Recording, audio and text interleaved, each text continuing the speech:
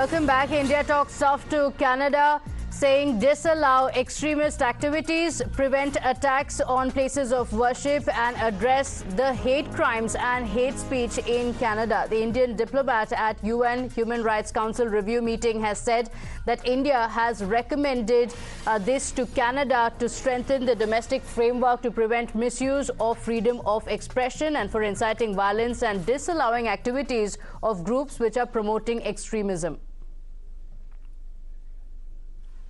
India welcomes and thanks the delegation of Canada for the presentation of their national report.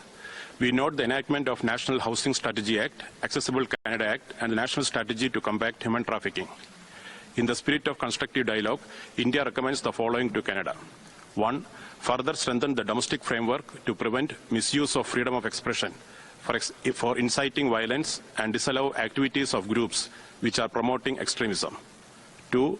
Effectively prevent attacks on places of worship of religious and racial minorities, strengthen legislative and other measures to address hate crimes and hate speech.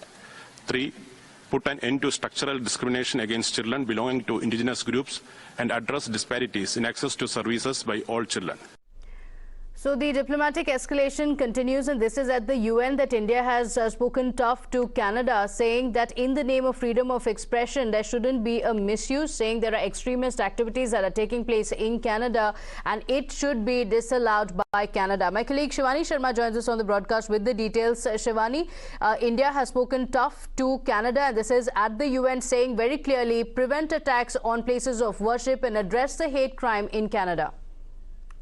See, India has very firmly putting out a strong message across to Canada since the attacks have been very evident on the diplomats and also the places of worship. And now in UN, India has once again said that these attacks must be prevented by Canadian government because there has been inaction that has been reported from the government side in spite of a number of protests happening against India, in spite of the threats, in spite of the threat perceptions and a number of other activities that have been going on in Canada despite the issue raised by Indian government. So once again on the global forum in the United Nations, India has put this strong message, a stern message across to Canada that all this must be prevented and security must be ensured to all the diplomats, especially of the Indian embassies that have been under threat during this situation. Okay, all right. Shivani, thank you for joining us with those details. On that note, we're slipping into a very short break here. We'll be right back with the top headlines.